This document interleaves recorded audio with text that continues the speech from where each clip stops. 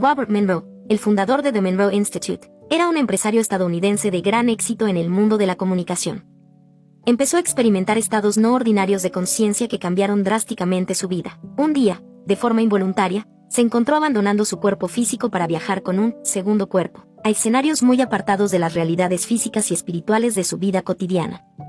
Se introducía así en un ámbito de conciencia expandida más allá de los límites del espacio-tiempo que le permitió reconocer la muerte como un estado diferente de vida. Decidido a investigar a fondo lo que le estaba ocurriendo, comenzó a estudiar los diferentes enfoques de la conciencia humana más allá de la realidad ordinaria, reconociendo al ser humano como un sistema de energía capaz de interactuar con sistemas energéticos superiores. Plasmó sus experiencias fuera del cuerpo en este libro, el primer enfoque serio sobre los viajes astrales y el clásico indiscutible en este campo. Si estás interesado en las experiencias fuera del cuerpo o ya te están pasando, este libro te va a ser de gran ayuda. Here I was, lying in bed, waiting for this vibration to stop so I could go to sleep. And I began to think about Saturday and what a nice day Saturday would be, simply because of the fact that a cold front had come through, and it meant that up at Wurtsboro, where I was a member of a glider club, that the ridge lift would be tremendous. And that's when I found myself bumping against the ceiling. And in bumping against the ceiling, I didn't know what had happened until finally I looked around and said, oh, where am I? What is this? And I saw this flat thing I was lying on, as it were, like a concrete floor, and there was a fountain coming out of it. And the fountain, when I got positioned the other way around, was the chandelier hanging down from the ceiling, and I was bouncing against the ceiling.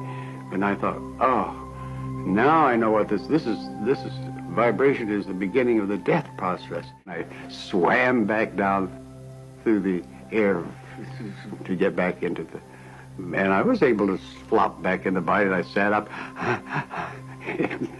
I went back to the doctors, and they went through a whole series of tests. And so finally, I was very careful about this vibration and the control of it. But it got irritating, so I said, well, what the heck? Let's see what'll happen. And I went out again. I went through a whole series of tests, of verification, of going somewhere, doing something, observing things and stuff like that. And as a result, I got completely away from any fear, and that only did put together a much more devastating thing, and that's curiosity.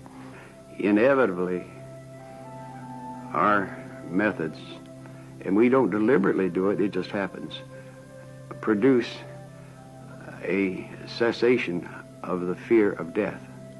Because, as you could gather, we have means to let people know they are more than their physical body. And knowing you are more than your physical body is the beginning of knowing that you survived physical death. And knowing that is a tremendous relief in fear. Because if you know that you survived physical death, something else has happened.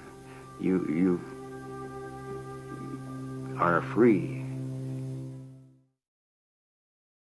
Estás a punto de descubrir el mundo de la proyección astral, un fenómeno celebrado en la comunidad espiritual donde el cuerpo astral o la conciencia de uno se separa del reino físico para explorar otras dimensiones. Quédate conmigo hasta el final de este vídeo, ya que desvelaré una frecuencia especial vinculada al renombrado autor e investigador Robert Monroe. El innovador trabajo de Monroe sobre los estados alterados de conciencia condujo al descubrimiento de la hemisincronización. Esta técnica utiliza frecuencias de sonido ligeramente diferentes en cada oído, haciendo que el cerebro produzca una tercera frecuencia única que se alinea con estados específicos de ondas cerebrales. Se ha demostrado que este método ayuda al crecimiento personal, la curación e incluso la exploración de diferentes estados de conciencia. Ahora tocaré una de las frecuencias utilizadas para lograr la proyección astral. Asegúrate de escuchar esto solo cuando estés en un lugar relajado y seguro. Aquí está el sonido.